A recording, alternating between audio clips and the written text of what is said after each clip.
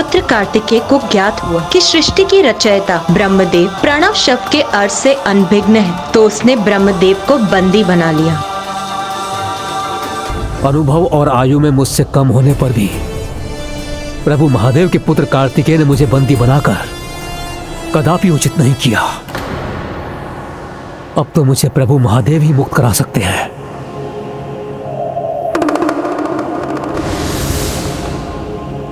ओम नमः शिवाय। कर्पूरगौरं करुणावतारं संसारसारं भुजगेंद्रहारं। ब्रह्मदेव की प्रार्थना सुनकर महादेव को ये ज्ञात हुआ कि वो किस स्थिति में है, तो फिर हम दोनों उनके निकट गए।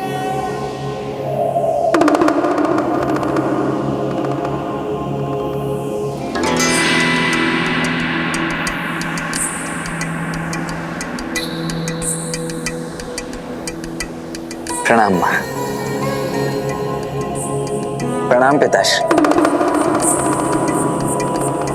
पुत्र कार्तिकेय, तुमने ब्रह्मदेव को क्यों बंदी बना रखा है? सृष्टि के आधार प्रणव शब्द के गूढ़ रहस्य से जो अनभिज्ञ हो, वो भला सृष्टि की देखरेख कैसे कर सकते हैं पिताश्री? तो क्या तुम मुझे प्रणव शब्द का रहस्य समझा सकते हो?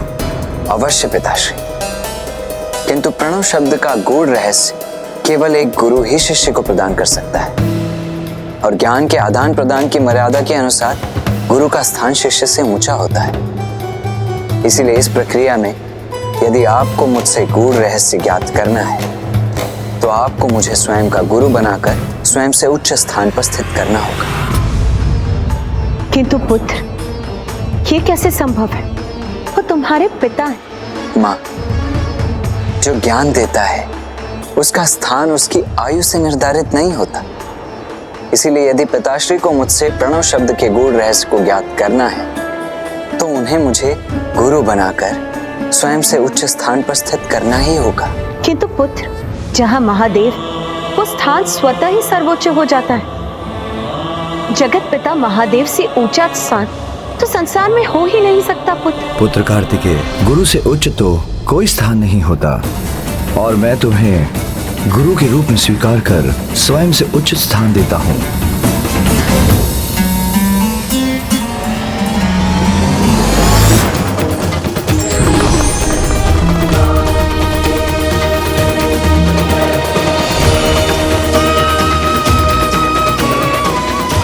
अब गुरु रूप में मुझे उस शब्द का अर्थ समझाइए जो प्रणव शब्द ओम है।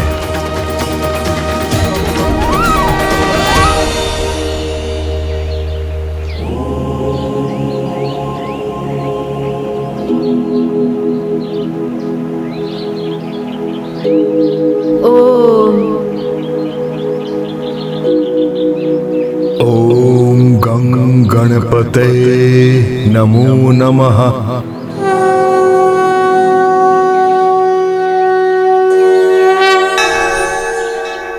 निष्प्रभे अस्मिन् निरालोके सर्वतस्तम असावृते बृहदंडं मोदिकं प्रजानाम बीजं अव्ययम्।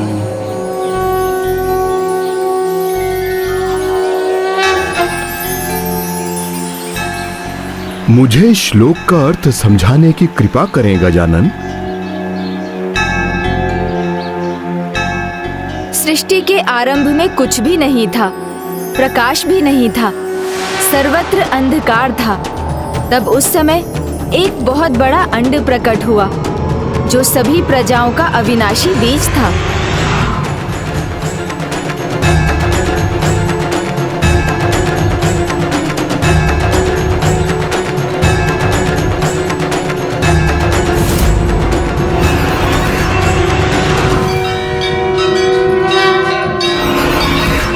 गुरु तो स्वयं को तपाकर अपने शिष्य में ज्ञान का प्रकाश भरता है। गुरु का स्थान सर्वोपरि, और महादेव जो स्वयं जगत गुरु है, अपने ही पुत्र को गुरु मानकर एक शिष्य की मर्यादा का पालन कर रहे हैं।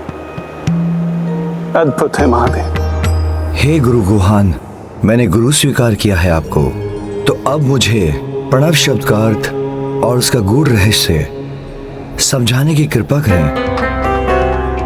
गुरु का ज्ञान तो शिष्य के कान में गुप्त रूप से ही दिया जाता है, इसीलिए सुनिए।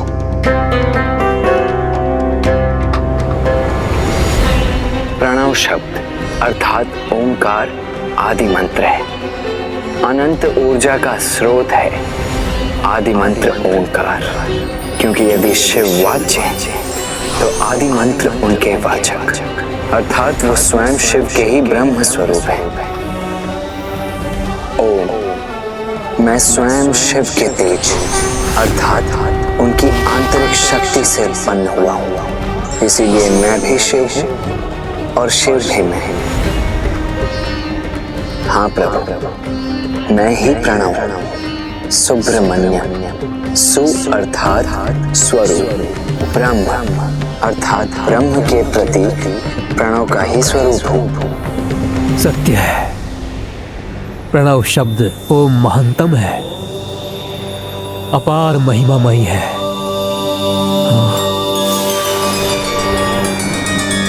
लघु ध्वनि रूपी प्रणव शब्द ओम मात्र एक अक्षर नहीं, मात्र एक ध्वनि भी नहीं, किंतु उस अक्षर और ध्वनि में समाहित समस्त सृष्टि का सार है, उसकी रचना का आधार है। इसीलिए कोई भले ही छोटा हो या बड़ा, रचनाकार हो अथवा स्वयं रचना, सभी शिव के ही अंश हैं। इसीलिए किसी के भी द्वारा किसी अन्य का तिरस्कार उचित नहीं, क्योंकि वास्तव में सभी की रचना दिव्य ओम अर्थात प्रणव शब्द से ही हुई है, और यही प्रणव का रहस्य भी है।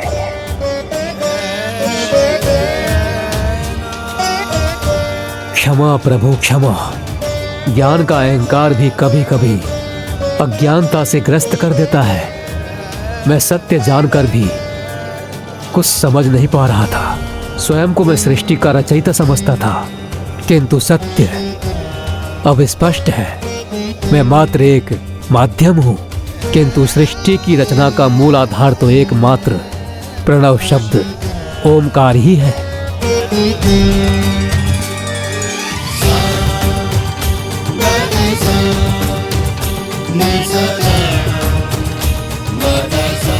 अद्भुत, कितना सरल, कितना सुगम है ओमकार का ज्ञान।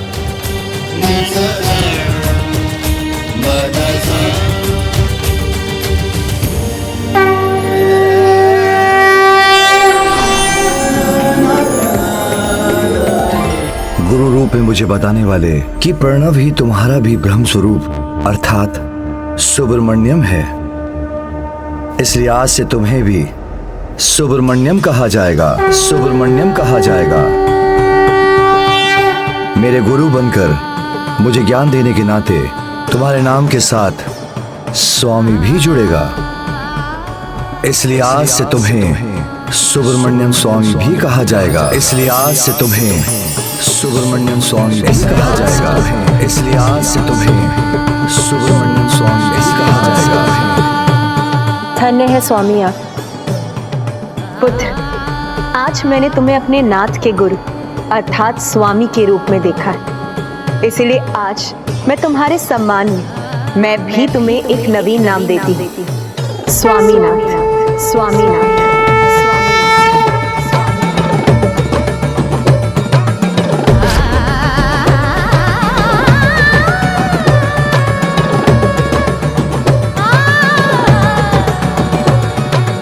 स्वामीनाथ। सुब्रमण्यम। माँ और पिताश्री,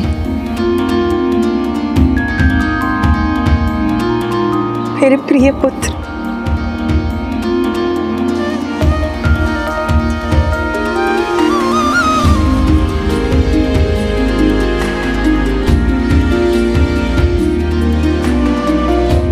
प्रणाम पिताश्री।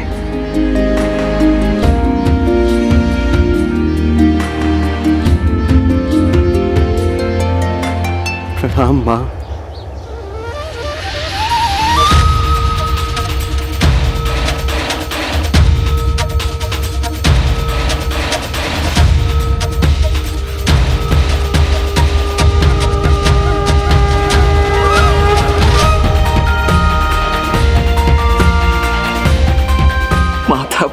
दर्शन तो सूर्यदेव के प्रचंड ताप में शीतल छाया के समान है।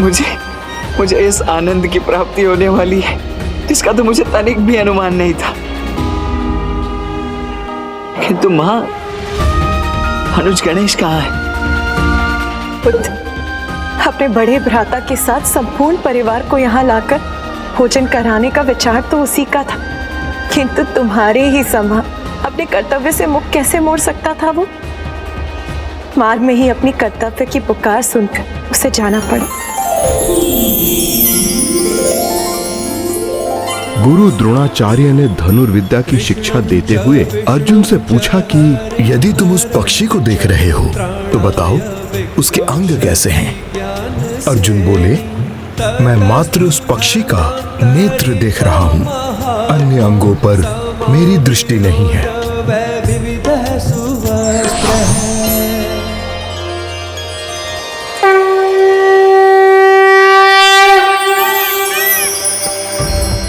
बुद्धि के देवता प्रथम पूज्य गणेश जी का ज्ञान के सागर में डूबना स्वाभाविक ही था। वो अपनी भूख प्यास को भूलकर अपनी पूरी एकाग्रता के साथ महर्षि वेदव्यास के कहे शब्दों को सुनकर उनका लेखन कर रहे हैं। महाज्ञानी है, विघ्नहर्ता है, किंतु महादेव पुत्र गणेश जी का स्वभाव नटखट भी है। इसी कारण तो उन्होंने इस कार्य में स्पर्धा का भाव भी रखा है। और यदि महर्षि उनके समान गति नहीं रखेंगे तो गणेश जी की लेखनी भी रुक जाएगी। इसीलिए गणेश जी के हाथ और तीव्र गति से लेखन करते जाते हैं और महर्षि उनके समान अपने शब्दों की गति बढ़ाने पर विवश हो जाते हैं। यदा यदा हि धर्मस्य ग्लानिर्भवति भारत अभ्युत्थानम् अधर्मस्य तदात्मानं सृजाम्यहम्। गजानन की गति तो बढ़ती ही जा रही है, ऋषिवर को शीघ्रता करनी होगी। यदि ऐसा ना हुआ तो गणेश जी अपनी नियत अवस्था के अनुसार ये लेखन रोक देंगे और यह अत्यंत महत्वपूर्ण महाकाव्य अधूरा रह जाएगा। परित्राणाय साधूनां विनाशाय च दुष्कृतां धर्म संस्थापनार्थाय संभवामि युगे। ये तो अत्यंत अद्भुत स्पर्धा है। हाँ सूर्यदेव, कभी गणेश जी आगे होते हैं तो कभी ऋषिवर।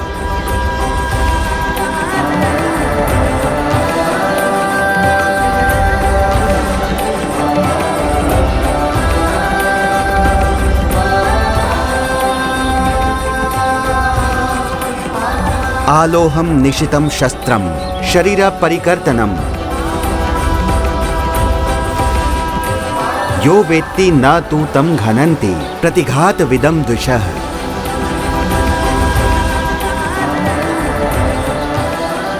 ये आवश्यक नहीं कि केवल लोहे या धातु से बने अस्त्र शस्त्र ही घातक होते हैं। कई ऐसे पदार्थ हैं जो प्राण घातक सिद्ध हो सकते हैं, जिनमें से एक है ला, जो अग्नि में पिघलकर किसी को भी भस्म करने की क्षमता रखता है।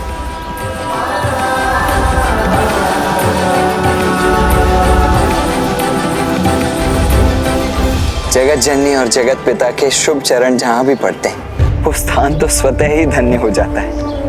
अब अपने पुत्र और इस भक्त को अपनी पूजा करने की अनुमति दीजिए।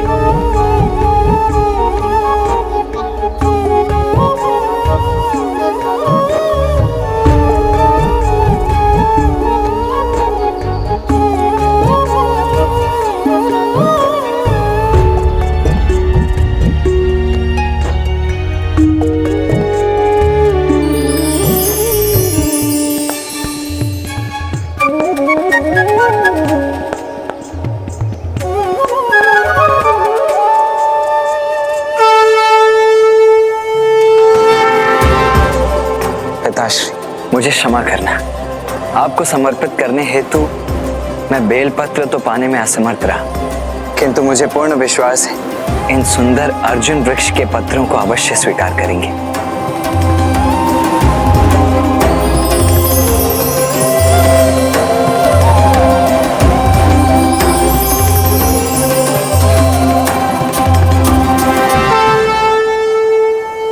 पुत्र, भक्ति का पावन भाव ही ऐसी युक्ति है जो सबके भीतर सकारात्मक ऊर्जा का संचार करती है।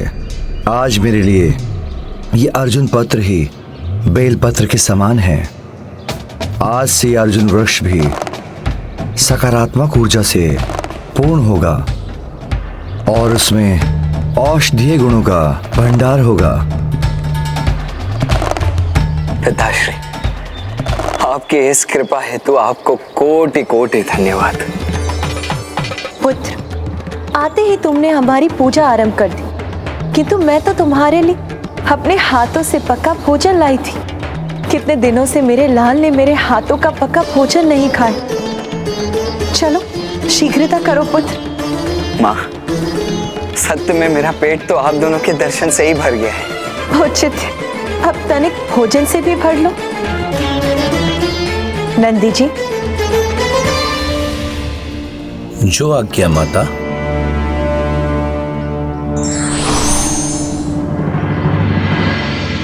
माँ, किंतु आप दोनों और गणेश? पुत्र, एक माँ होने के नाते मेरा स्नेह तुम दोनों के लिए बराबर है और मैंने गणेश को वचन दिया है कि मैं भोजन उसके साथ ही करूंगी।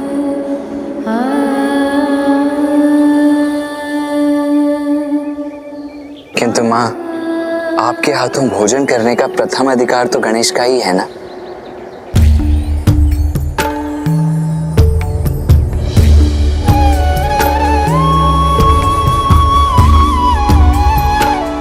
ये मोदक मेरे प्रिय अनुज गणेश के लिए है माँ। नंदी जी।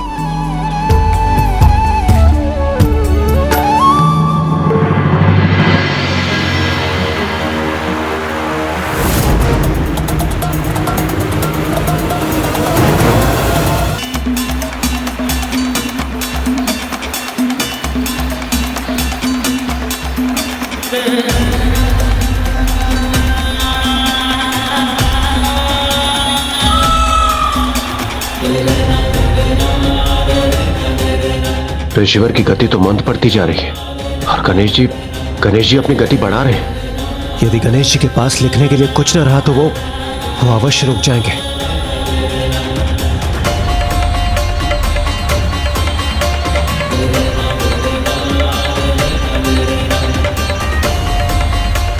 यज्ञसेन कुमारी कृष्णा अपनी रक्षा के लिए श्री कृष्ण, विष्णु, हरि और नर आदि इन भगवत नामों को उच्च और द्रवित स्वर में पुकार रही थी। इसी समय धर्म स्वरूप महात्मा श्री कृष्ण ने अव्यक्त रूप से भांति भांति के सुंदर वस्त्रों से द्रौपदी को युक्त कर दिया। हे गजानन, हम गंधर्व भी आपकी इस अद्भुत लीला के साक्षी बनने का सौभाग्य पाने आए हैं प्रभु।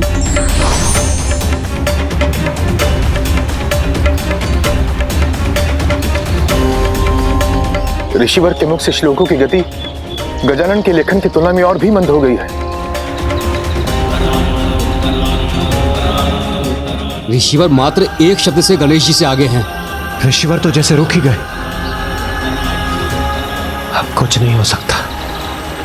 यह महाकाव्य भी यहीं रुक जाएगा और संसार इससे वंचित रह जाएगा।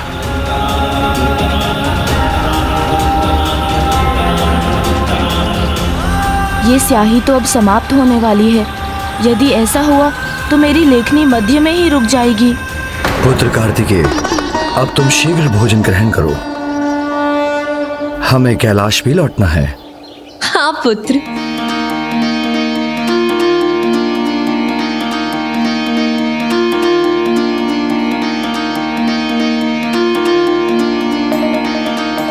मेरा पुत्र अकेले यहाँ किस प्रकार रहता होगा। कितनी कठिनाई होती होगी उसे। कैसे छोड़कर जाऊं मैं उसे। ममता की छांव से भला कौन वंचित होना चाहता है माँ। यदि मेरे वश में होता ना माँ, तो मैं तो आपकी ममता से भरा स्नेह पाने के लिए आपको यहीं रोक लेता।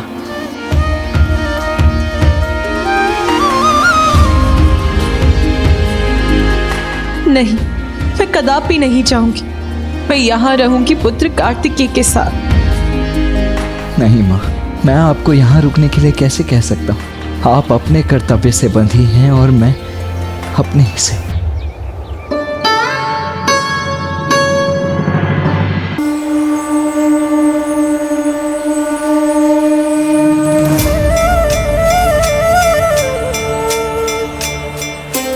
गणेश जी की शाही समाप्त होने के कारण ऋषिवर को पुनः एक अवसर प्राप्त हुआ है। हाँ, अब वो और श्लोक कह सकेंगे। गणेश जी को उनके लेखन में कुछ समय लगेगा। महाकाव्य की रचना सुरक्षित होगी। आप लोग निश्चिंत हो रहे हैं, किंतु ऐसा नहीं है कि ऋषिवर को समय और मिल गया। यदि शाही समाप्त हो गई तो गणेश जी का लेखन भी रुक जाएगा। तो फिर कैसे पूर्ण होगा ये महाकाव्य? जब जब धर्म की हानि और अधर्म की वृद्धि होती है, तब तब मैं अपने रूप रचता हूं, अर्थात साकार रूप से लोगों के सम्मुख प्रकट होता हूं। साधु पुरुषों का उद्धार करने के लिए और पाप कर्म करने वालों का विनाश करने के लिए एवं धर्म की स्थापना के लिए मैं युग युग में प्रकट होता हूं।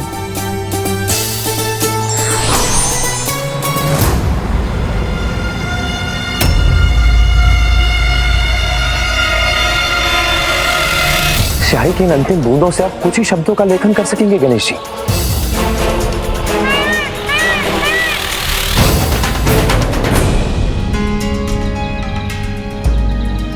स्वामी, मैं कैसे कहूं कि मैं यहाँ अपने पुत्र के साथ रहने की इच्छुक हूँ।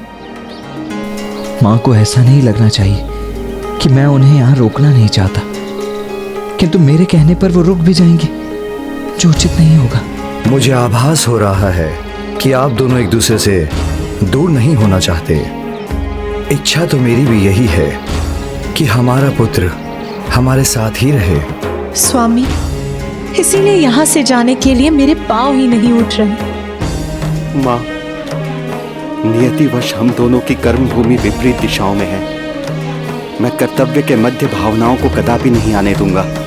इसीलिए ना मैं आपको जाने से रोकूंगा और न मैं स्वयं आपके साथ जाऊंगा। पुत्र कार्तिकेय तो स्वयं को समझा लेगा, किंतु पार्वती, एक माँ की ममता को समझाना कठिन होगा। माँ, पिताश्री, आप दोनों का बहुत बहुत धन्यवाद। आप दोनों के चरण का स्पर्श कर यह स्थान अत्यंत पावन हो गया है। इसीलिए आज मैं ये घोषणा करता हूं कि युग युगांतर तक इसे शैलम पुकारा जाएगा। और माँ, मेरे लिए तो यही दक्षिण का कैलाश है। जहाँ माँ पार्वती और प्रभु महादेव का वास है, वहीं कैलाश है। कदाचित देवी पार्वती को समझाने का उपाय मिल गया मुझे।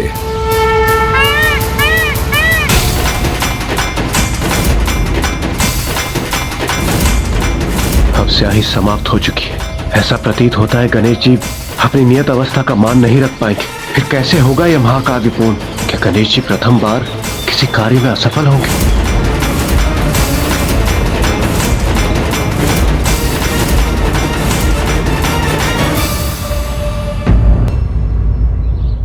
पुत्र, एक माँ की ममता को इन सबसे तृप्ति नहीं मिलती। उसे तो तभी मिलती है जब उसका पुत्र उसके निकट हो, उसकी आंचल के छांव में हो, उसकी दृष्टि के सामने हो। पुत्र, मैं तुम्हें यहाँ छोड़कर नहीं जा सकती। पुत्र। देवी पार्वती, पुत्र कार्तिकेय यहाँ अकेला कहाँ रहेगा? पुत्र, इस स्थिति का समाधान तो तुम दोनों ने ही सुझा दिया। पुत्र कार्तिकेय, तुमने अर्जुन वृक्ष के पत्रों और मल्लिका पुष्पों के साथ मेरी इतनी श्रेष्ठ पूजा की है, इसलिए मैं अपने 12 ज्योतिर्लिंगों में से एक के रूप में यहीं स्थापित होऊंगा और तुम्हारी माता अपनी शक्ति स्वरूप देवी ब्रह्मरंभा के रूप में यहाँ स्थापित रहेंगी, जो उनके 18 मुख्य शक्ति पीठों में से एक होगा। यहाँ हमारी पूजा मल्लिकार्जुन के रूप में होगी और तुम्हारे कथन के अनुसार इस स्थान को दक्षिण पीठ कहा जाएगा।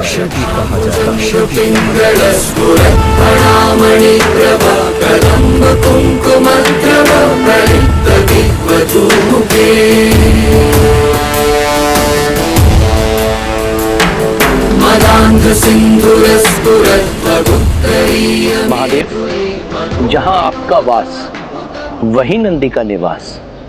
इसलिए प्रभु मुझे कैलाश की भांति एक शक्तिशाली पर्वत के रूप में यहाँ स्थित होकर आपकी सेवा करने का अवसर प्रदान कीजिए। धन्यवाद प्रभु।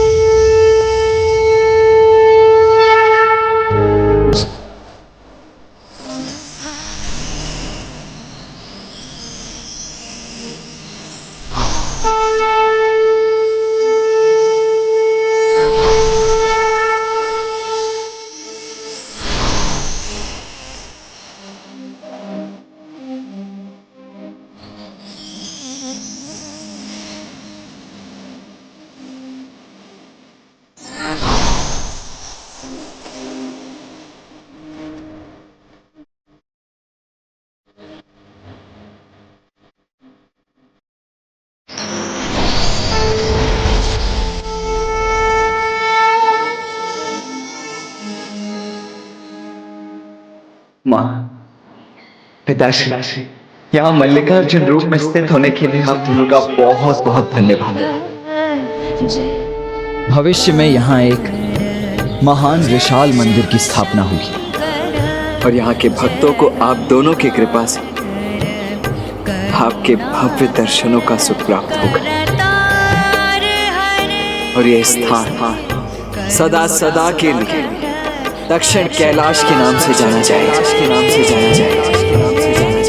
और मैं स्वयं यहाँ सदा आप दोनों की पूजा करता रहूंगा।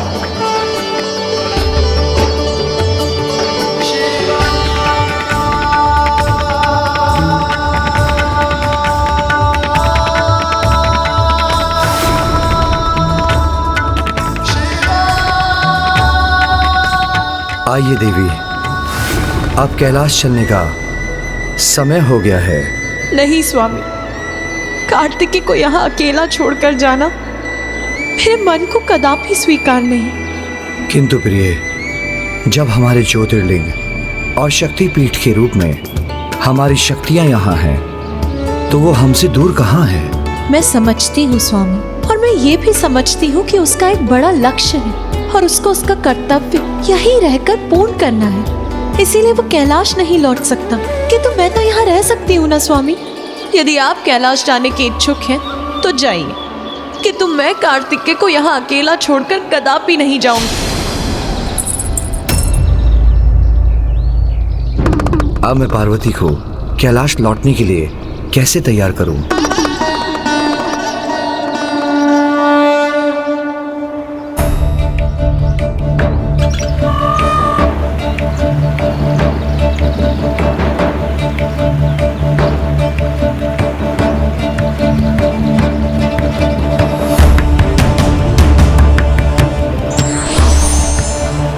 स्याही की इन अंतिम बूंदों से आप कुछ ही शब्दों का लेखन कर सकेंगे गणेश जी।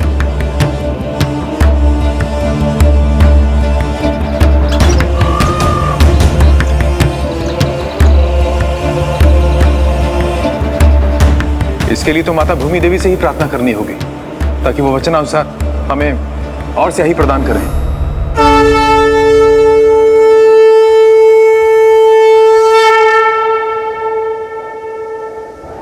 हे माता भूदेवी, हम सभी आपकी प्रार्थना करते हैं, कृपया प्रकट होकर और भी स्याही प्रदान करने की कृपा करें।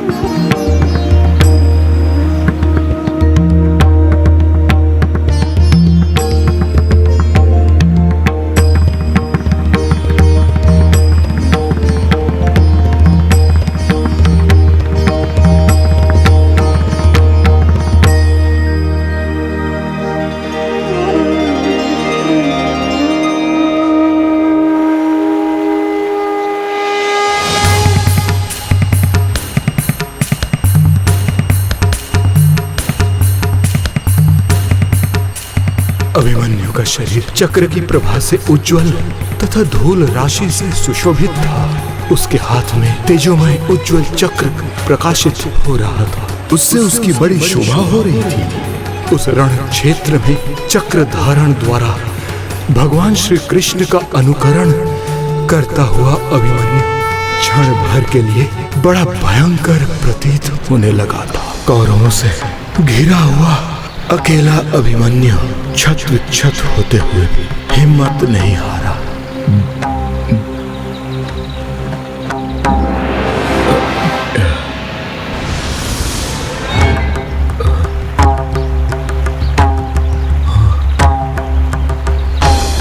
एक बार लेखन आरंभ करने पर आप अपनी रचना का वाचन नहीं रोक सकते, क्योंकि यदि ऐसा हुआ तो मैं लिखना रोक दूंगा। थक गया हूं मैं, अब आगे कैसे बोल पाऊंगा। कुरुक्षेत्र का वो युद्ध जिसमें अभिमन्यु ने महापराक्रमी योद्धा की तरह युद्ध किया। गजानन ने जो अवस्था नियत की उसके पूर्ण होने में ही इस महाकाव्य की पूर्णता निर्भर है।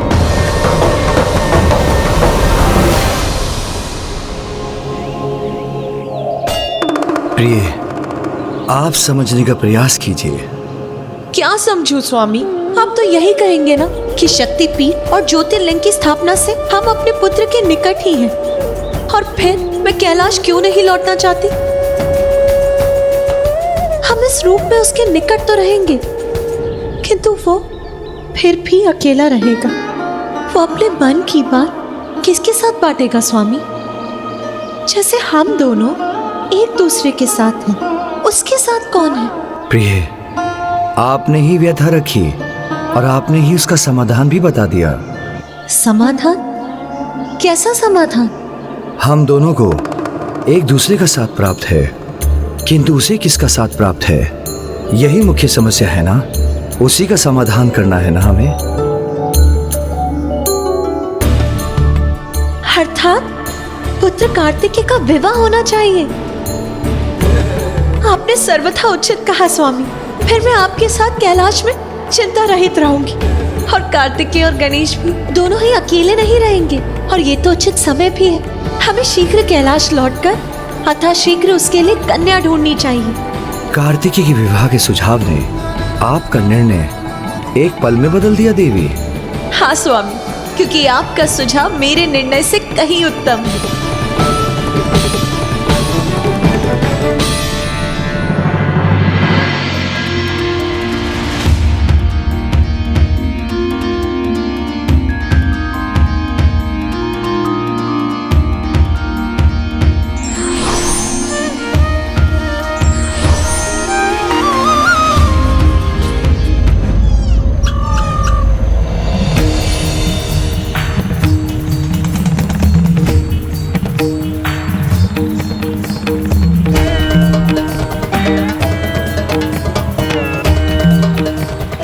तो समस्त भूपालों के स्वामी वीर राजा दुर्योधन के धराशायी होने पर वहां बिजली की गड़गड़ाहट के साथ प्रचंड वायु चलने लगी, धूलि की वर्षा होने लगी, वृक्ष, वन एवं पर्वतों सहित सारी पृथ्वी कांपने लगी।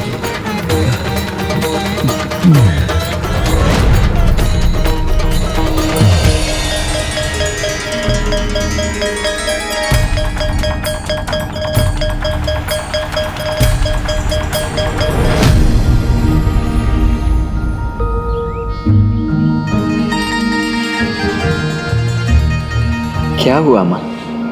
अब हमें जाना होगा पुत्र, किंतु तुम तनिक भी चिंता मत करो।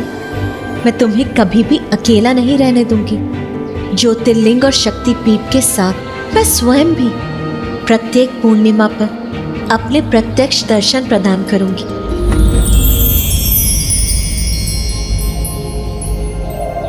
और मैं प्रत्येक अमावस्या के दिन आप दोनों को अपने माता पिता के रूप में पाकर मैं धन्य हो गया। मैं किन शब्दों में आप दोनों को धन्यवाद करूं? कृपा कर मेरा नमन स्वीकार करें।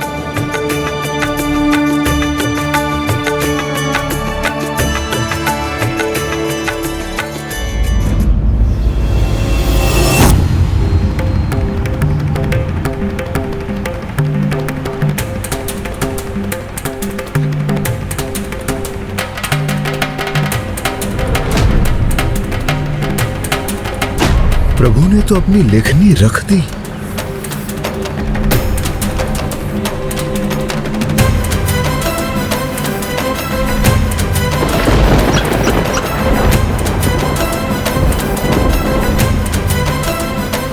प्रभु गजानन, आप उठ क्यों गए? मैंने कहा था ना ऋषिवर, जैसे ही आप बोलना समाप्त करेंगे मैं लेखन रोक दूंगा। उचित है प्रभु, क्षमा करें। आपको दिए हुए वचन का मैं मान नहीं रख पाया, किंतु कोई तो उपाय होगा कि आप आगे लिख सकें, अन्यथा यह महाकाव्य पूर्ण नहीं हो पाएगा। प्रभु, इसे पूर्ण करने में मेरी सहायता कीजिए प्रभु। अब तो केवल एक ही खंड शेष है। नहीं ऋषिवर, नहीं ऋषिवर, नहीं ऋषिवर, नहीं ऋषिवर।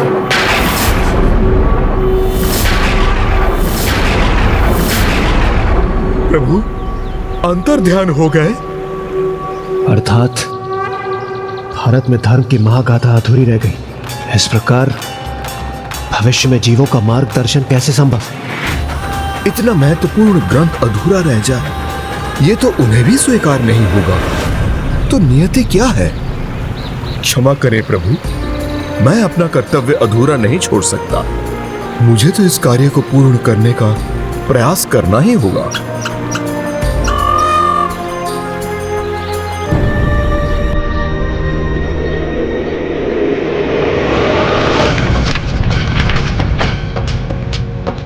किंतु ऋषिवर बिना गजानन के ये कार्य कैसे करेंगे?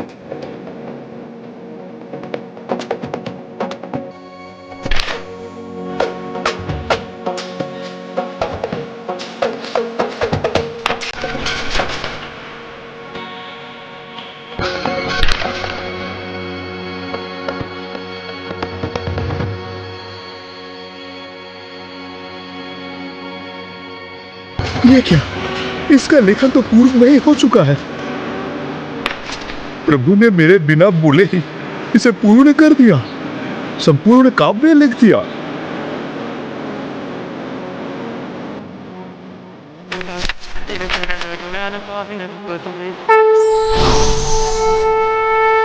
अद्भुत है आपकी लीला गजानन।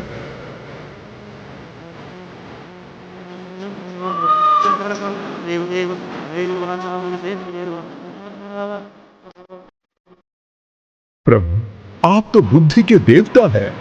आपको समझने में कैसे भूल कर दी मैंने। जो श्लोक मेरे मुख से निकल रहे थे वो आपकी ही कृपा थी, और जो मेरे मन में थे वो आप ही की कृपा के परिणाम थे। जो मैं उत्पन्न कर रहा था वो स्वयं आप ही तो करा रहे थे।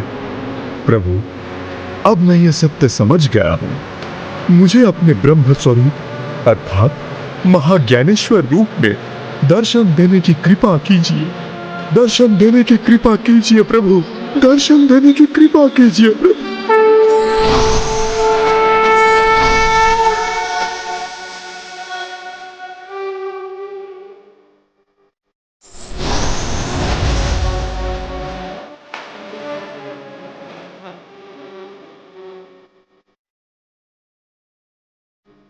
प्रभु, प्रभु,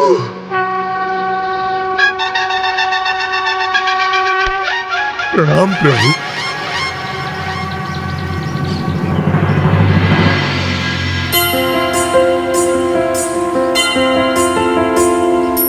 एकदन्तं महाकायं तप्तकाञ्चन सन्निभं लम्बोदरं विशालाक्षं वन्देऽहं गणनायकम्।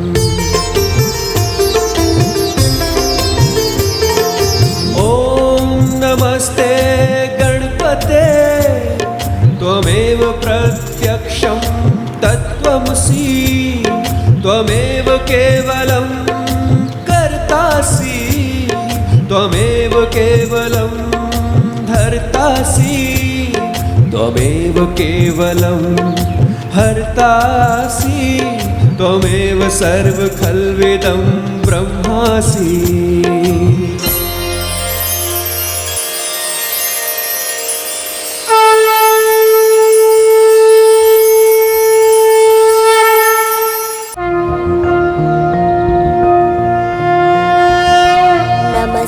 ब्रह्मरूपा।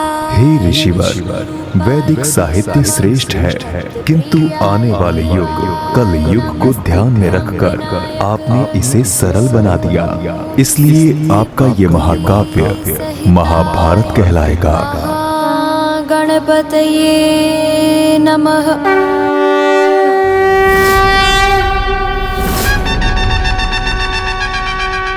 आपकी ये रचना मानव जाति के लिए मार्गदर्शक का कार्य करेगी। धन्यवाद हे ज्ञान बुद्धि और श्रुति के ईश्वर कि आपने मुझे और मेरी इस रचना को शुभाशीष दिया। ऋषिवर, मैं अपना कार्य संपन्न कर चुका, तो क्या आप मुझे प्रस्थान करने की आज्ञा है? अवश्य प्रभु। प्रणाम ऋषिवर। शीघ्रता कीजिए मूषक जी, अब जाकर निश्चिंतता से माँ के हाथों बने पकवान खाऊंगा। देवी, यहाँ नवीन दिव्य ऊर्जा संकेत दे रही है कि गणेश भी अपना कार्य पूर्ण कर शीघ्र लौटने वाला है। बहुत सारे कार्य करने, शीघ्रता तो हमें भी करनी होगी। शीघ्र अपने पुत्र के लिए उचित कन्या ढूंढनी होगी हमें। मैं जाकर विवाह उत्सव की तैयारियां करती हूँ।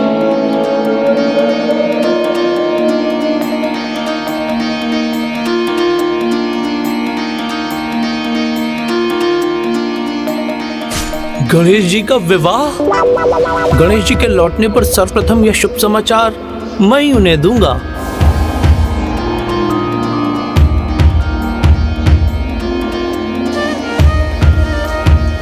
नंदी जी। गणेश जी, प्रणाम गणेश जी, आप उचित समय पर पधारे हैं। मुझे आपको एक सूचना देनी है। सूचना अच्छी होनी चाहिए नंदी जी। ये मत कहिएगा कि भोजन समाप्त हो गया, क्योंकि आपकी पोटली में से उसकी सुगंध मुझ तक पहुंच रही है। ये कोई परिहास नहीं है प्रभु, वास्तव में एक बहुत बड़ी सूचना है। पहले भोजन फिर सूचना नंदी जी। प्रभु सुनिए तो, अब कहाँ जा रहे हैं?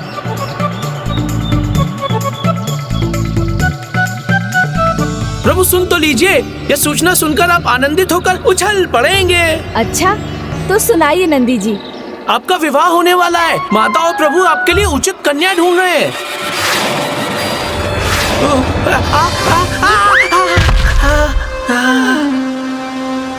प्रभु, मेरा विवाह? ये क्या कह रहे हैं नंदी जी? अवश्य आपसे कोई भूल हुई है। आपने ठीक से नहीं सुना होगा। नहीं नहीं प्रभु, मैंने ठीक से सुना भी, कहा भी, और ना ही कोई भूल हुई है मुझसे। ये तो शुभ समाचार है प्रथम पूज्य। मैं समझता हूँ प्रभु, इस शुभ समाचार को सुनकर तो किसी के भी मन में लड्डू फूटेंगे। इसीलिए तो कहता हूँ कि अब मोदक खाने का नहीं, अभी तो खिलाने का समय है गणेश जी।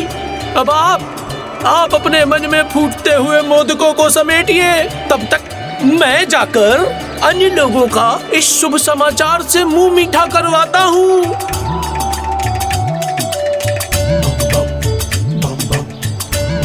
ओहो, प्रथम पूज्य गणेश जी, सर्वप्रथम आप ही शुभ समाचार के साथ अपना मुंह मीठा कीजिए। फिर क्या जाने अवसर मिले ना मिले, क्योंकि विवाह के पश्चात तो आपको वही खाना पड़ेगा जो आपकी पत्नी खिलाएंगी। आज्ञा दीजिए प्रभु, मैं आता हूँ। प्रणाम। क्या विवाह के उपरांत मैं अपनी इच्छा से भोजन भी नहीं कर पाऊंगा? विवाह हुआ और स्वतंत्रता समाप्त।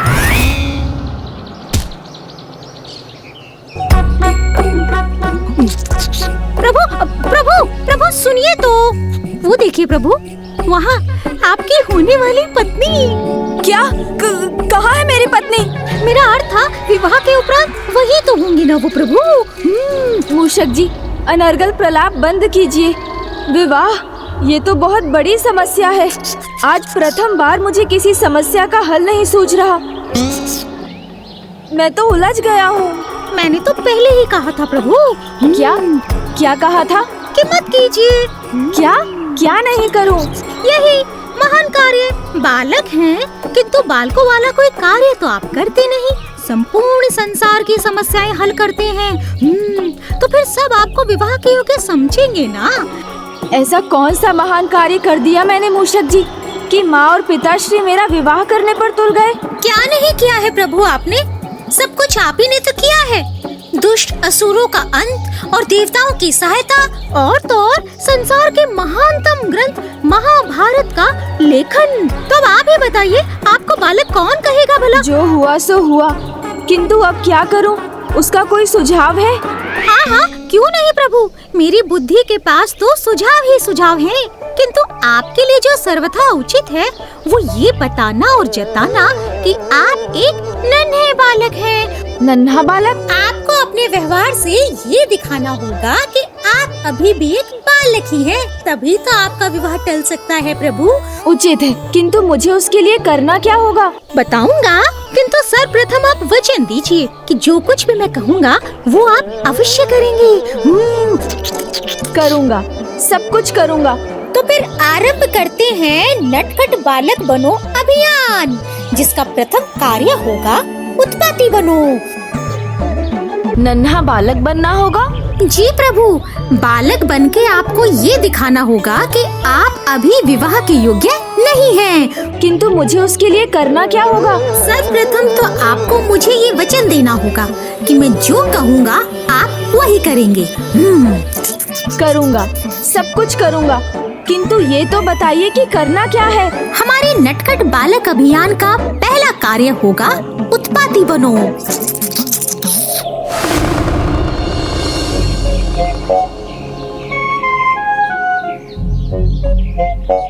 यदि तभी के पलोल पुत में एकत्रित हो गए नंदीदी तो हम लोग तले। उचित है तोतला जी। तलिए।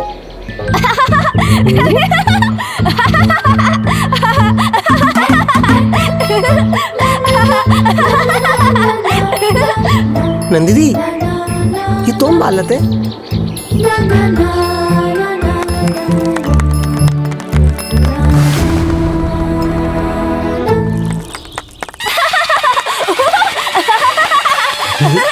गणेश जी एक अबोध बालक के समान व्यवहार क्यों कर रहे हैं?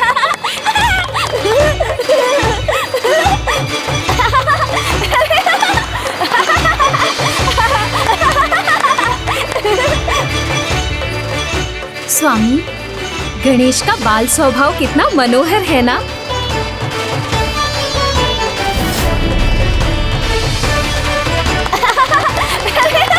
स्वामी, ये गणेश क्या कर रहे हैं और क्यों? क्या है इसका कारण? प्रभु, ये कैसी नवीन लीला है आपकी?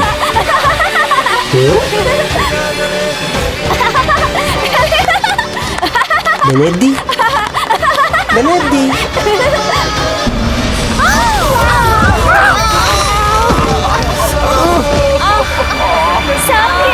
सब गिर गए। नंदी दी, ये तो प्रभुता तो पलियात है क्या? नहीं तोतला जी, गणेश जी ने ऐसा परिहास कभी नहीं किया। आनंद आया, बहुत आनंद आया। ये बता दीजिए कि आप शिशु बनकर क्यों चल रहे हैं? क्या ये नवीन व्यायाम आपको त्रिदेवों ने सुझाया है? उचित है, यदि आप नहीं बताना चाहते तो मत बताइए। किंतु हमें अनुमति दीजिए, माता हमारी प्रतीक्षा कर रही होंगी। प्रतीक्षा? हाँ। लुकी। अरे, दृष्टि को क्या हो गया? ये ऐसे क्यों कर रहे हैं? ले लीजिए नंदी जी। धन्यवाद प्रभु, धन्यवाद। प्रभु प्रभु प्रभु, आप रहने दीजिए प्रभु। अब संसार की सहायता की चिंता कीजिए। फल और पुष्प तो हम ले ही जाएंगे। आज्ञा दीजिए प्रभु। चलो अपने सामानों को शीघ्र उठाओ। चलो शीघ्र चलते हैं यहाँ से। चलो यहाँ से।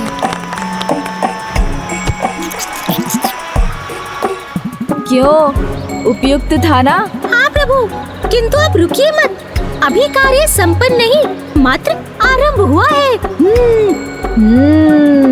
अभी तो सबको ये विश्वास दिलाना है कि आप मात्र एक बालक ही हैं। नटखट बनो अभियान कार्य 2।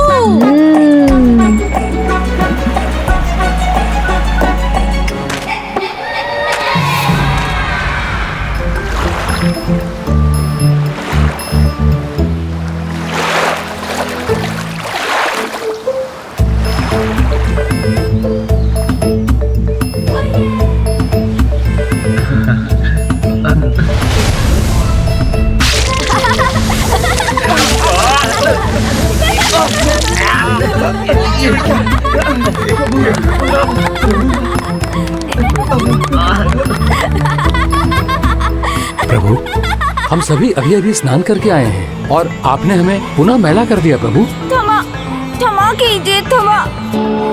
यदि प्रथम पूज्य गणेश जी ने ऐसा किया है तो इसमें अवश्य उनकी कोई लीला होगी। उचित है प्रभु।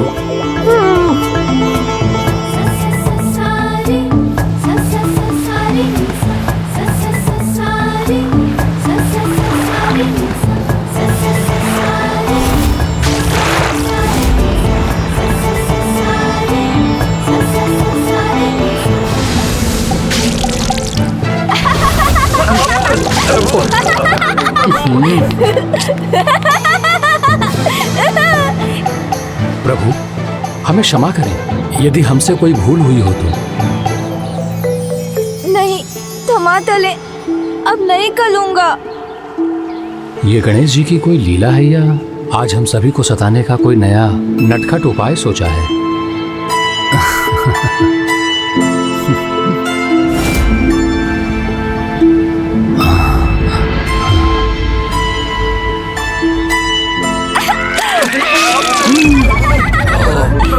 प्रभु आज ऐसा क्यों कर रहे हैं?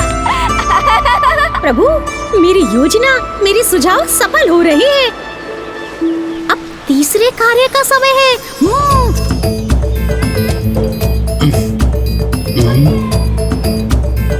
गणेश जी कहाँ गए? स्वामी, ये गणेश आज इतनी नटखट क्रीड़ा क्यों कर रहे हैं? क्या है इसके पीछे का कारण? प्रभु, कार्य 3 है ये, ठीक से कीजिए।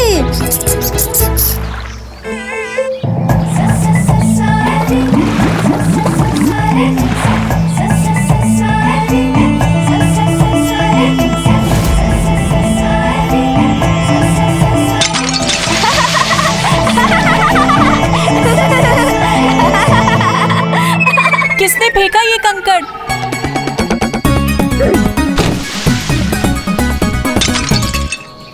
एक और कंकड़? किसने फेंका ये कंकड़? सामने आओ। आनंद आया, बहुत आनंद आया। गणेश जी,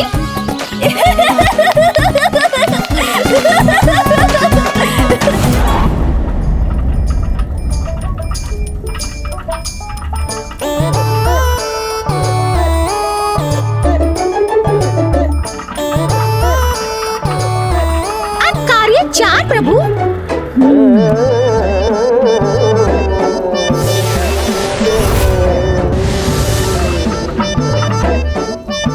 अभी तो मैंने एक मोदक रखा था इसमें, कहाँ गया?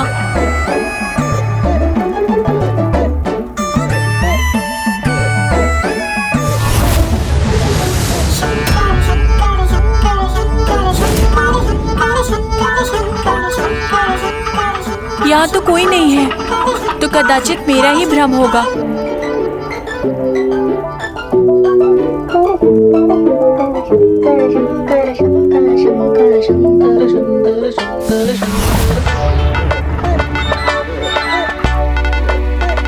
ये क्या हो रहा है मेरे साथ? क्या हुआ? पता नहीं, मोदक स्वतः अदृश्य हो रहे हैं। ध्यान से कार्य करो, अन्यथा माता क्रोधित होंगी। यहाँ से स्वतः कुछ कहा जा सकता है भला? कार्य 5 प्रभु।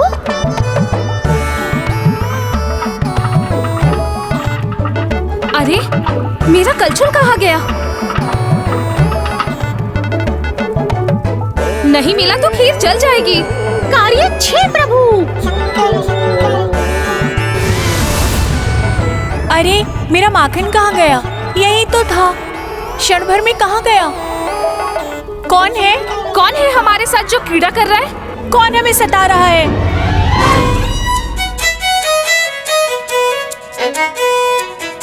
गणेश जी, मैंने तो तुझ भी नहीं दिया।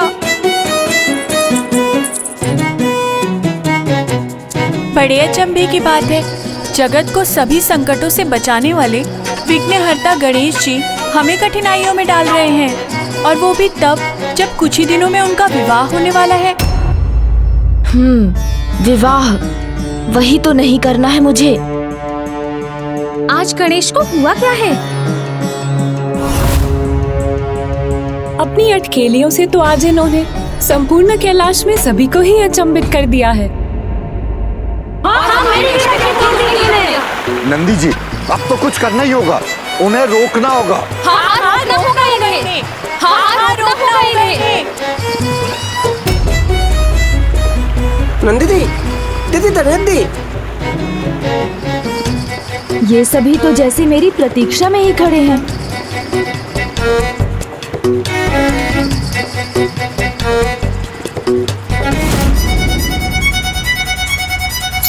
ओहो, बात बहुत आगे बढ़ गई है।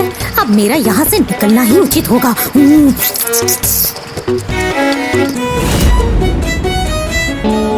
मूषक जी भी अदृश्य हो गए। आप तो मेरे साथ खेलने आयो, तो चलो खेलते हैं। खेलो ना। धनेदी, आप मिली भांति क्यों बोल रहे? आपकी बाती नहीं बोल रहा हूँ तोतला दी। मैं तो वैसे बोल रहा हूँ जैसे धोते बत्तू तो बोला था ये। मैं भी तो धोता हूँ ना। धनेदी, आप तो पलियात मुझे नहीं पता नाला है। देखिए ना नंदी दी, ये मुझे दांत लाए हैं। नंदी दी दे दिया ना प्रभु, मेरा पलियात तल रहा है।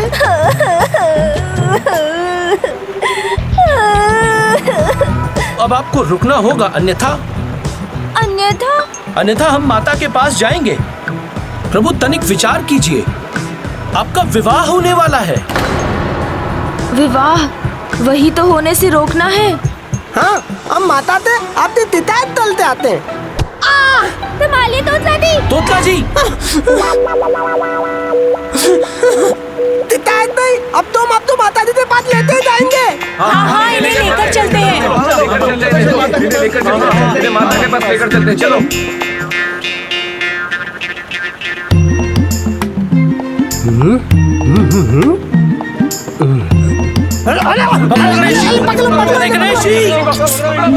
नटखट बनो अभियान में मैंने तो यही तक बताया था, तो अब प्रभु क्या करने लगे?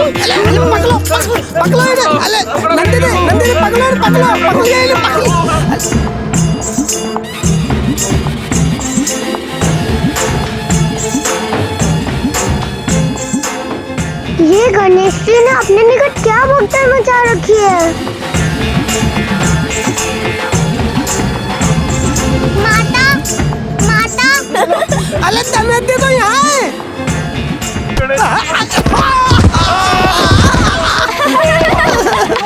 दमयंती तो पकड़ो। चलो बात है। अरे उधर से।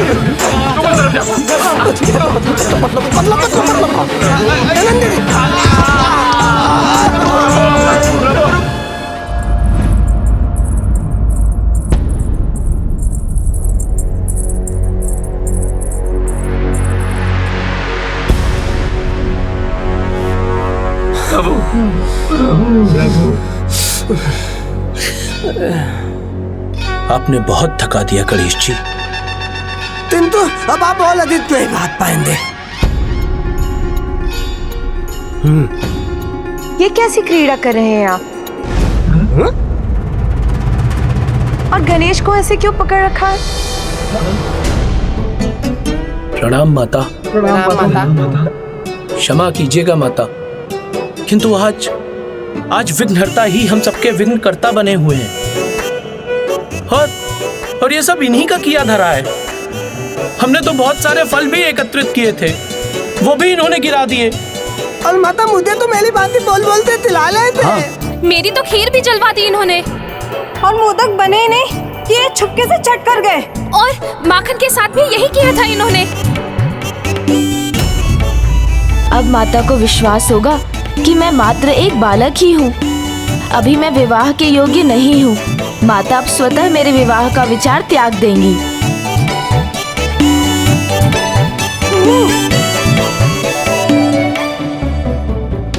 बालक ही तो है, थोड़ी शरारत ही तो कर रहा था, तो कोई बात नहीं। बालक हूँ, यही तो दिखाला था। माता दीदी, ये पहले वाली बातें बोलने, माता पहले वाली बातें बोलने। आपकी भांति नहीं तोतला जी, मैं तो सबको ये स्मरण कराना चाहता था कि मैं मात्र एक बालक हूँ। स्मरण करा रहे थे, किंतु क्यों पुत्र? हमें तो ज्ञात है तुम बालक हो। तो माँ, आप इस अबोध बालक का विवाह क्यों करवाना चाहती हैं? तुम्हारा विवाह? गणेश का विवाह? गणेश का विवाह? और अभी? हाँ माँ, मेरा विवाह।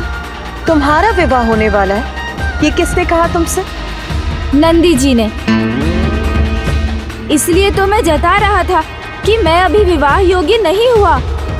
कहीं मुझसे तो कोई भूल नहीं हुई जिसके कारण ये उत्पात हुआ? शीघ्र अपने पुत्र के लिए उचित कन्या ढूंढनी होगी हमें। नहीं गणेश, नंदी जी को तो अधूरा ही सत्य ज्ञात है।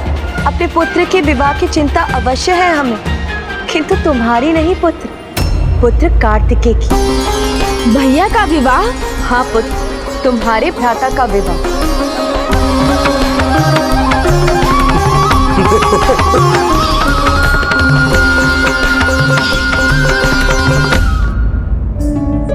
किंतु विवाह के लिए एक योग्य वधू का चुनाव करना होता है, किंतु अभी वो योग्य कन्या नहीं मिली है जो योग्य वधू बन सके। तो आपने मुझे क्यों नहीं बताया माँ? कन्या तो मैं ढूंढ लाऊंगा, इसमें तो बहुत आनंद आएगा। किंतु आपने तो अभी दिखाया ना कि आप एक बालक हैं, फिर कन्या कैसे ढूंढेंगे? लो, पुनः आरंभ कर दिया इन्होंने बड़ों की भांति कार्य करना। ये कार्य कठिन अवश्य है, किंतु मुझे पूर्ण विश्वास है कार्तिकेय के लिए उचित कन्या मिल ही जाएगी। आप चिंता ना करें प्रभु, हमें ज्ञात है कि देवी पार्वती को इस चुनाव की चिंता करने की आवश्यकता नहीं। मैं स्वयं ही उनके पास जाकर उनकी उलझन मिटा दूंगी। अब आप सभी अपने कार्य कीजिए, गणेश अब आपको नहीं सताएगा। प्रणाम माता।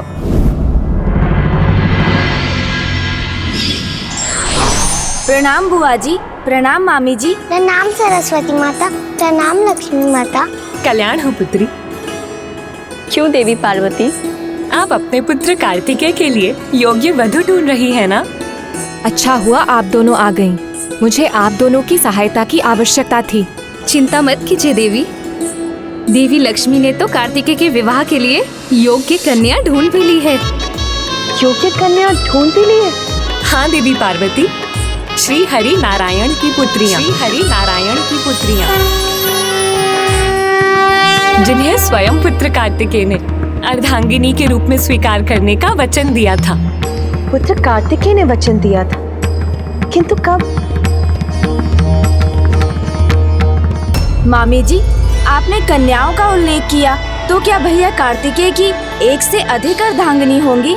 हाँ पुत्र, कार्तिकेय जब प्रभु महादेव के गुरु रूप में उन्हें प्रणव शब्द का ज्ञान दे रहे थे, तब उस अलौकिक दृश्य को देखकर प्रभु श्री नारायण भावुक हो उठे और उनके नेत्रों से आनंद के अश्रु बह गए।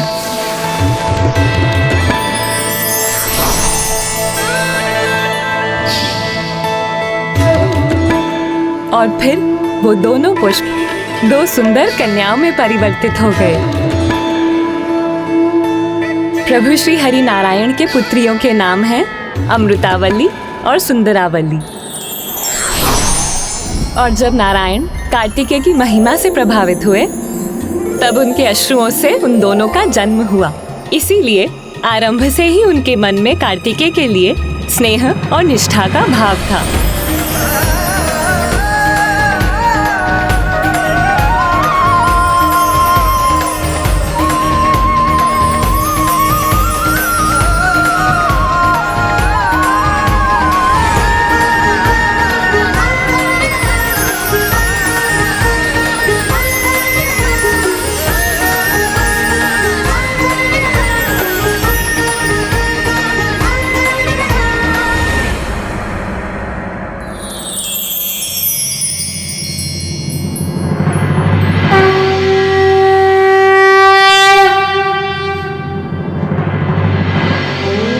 कार्तिकेय की महिमा से प्रभावित होकर वो दोनों कन्याएं उनके लिए तपस्या करने लगी।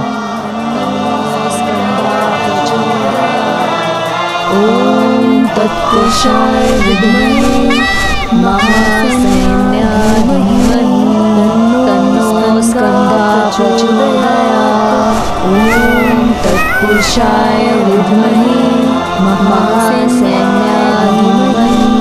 तन्नो स्कंदः प्रचोदयात्।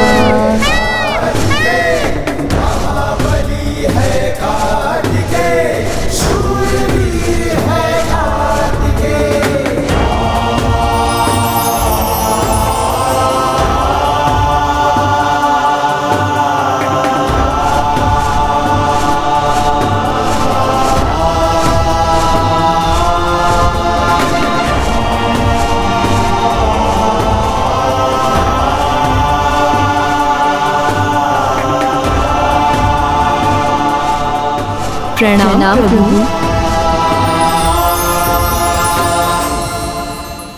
देवियों, मैं आप दोनों की तपस्या से प्रसन्न हूँ।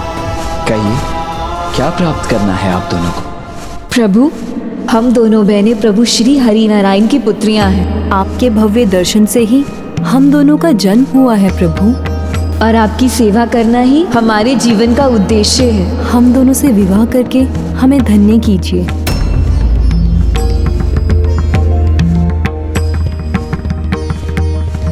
किंतु देवियों, मैं अपने जन्म के उद्देश्य की पूर्ति किए बिना आप दोनों से विवाह भला कैसे कर सकता हूं?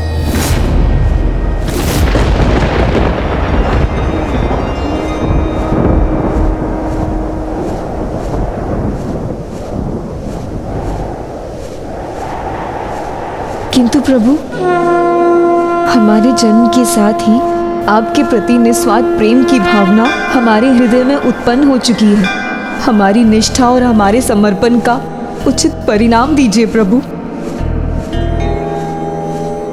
हमें अस्वीकार ना कीजिए, क्योंकि आपके साथ के सिवा हमें और कुछ नहीं चाहिए प्रभु।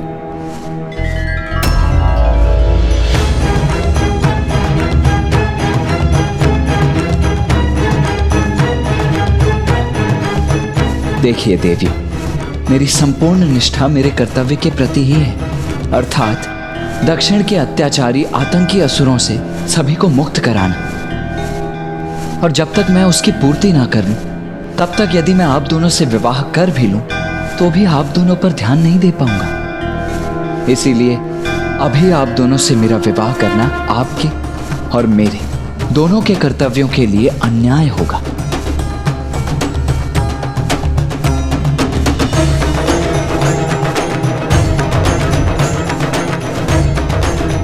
किंतु आप दोनों चिंतित ना हो। मैं आप दोनों को एक वचन देता हूं कि आपके अगले जन्म में जब सभी परिस्थितियां उचित होंगी, मैं आप दोनों से विवाह अवश्य करूंगा।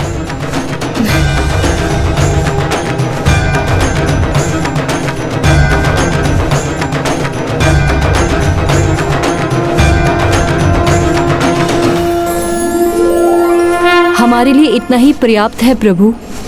हम आपकी प्रतीक्षा करेंगे।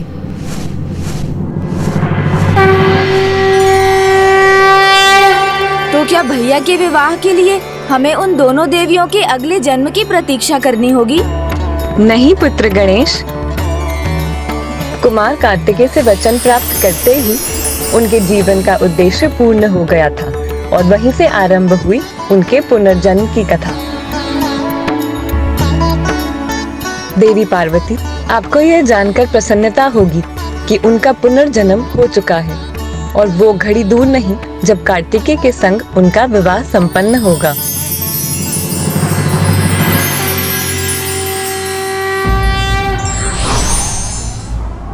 पूर्ण जानकारी के बिना किए गए कार्य से भ्रम उत्पन्न होता है, जो कि अनेक कठिन परिस्थितियों का कारक होता है।